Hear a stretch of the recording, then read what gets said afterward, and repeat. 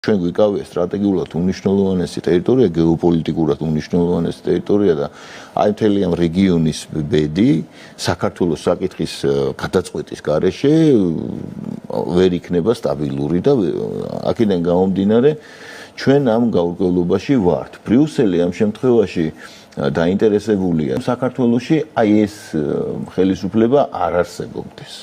რომ იყოს მათი მარიონეტული ხელისუფლება, რომ იმ აბსოლუტურად აი ესეთი ურჩობის მომენტი გამოირიცხოს მომავალში, როდესაც დაუშვათ დადგება სხვა მომენტები. ახლა მათ გაუშვეს ეს დრო, საქართველოს გადაირჩინა თავის სრული ამ სიტყვის მნიშვნელობით და არ ჩაერთოდ მისთვის დამღუპველ აბსოლუტურად წარმოუდგენელ ავანტიურაში.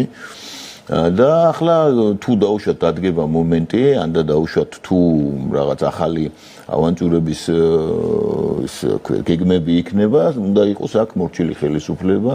ამის გარდა არსებობს კიდე შურისძიების მომენტიც.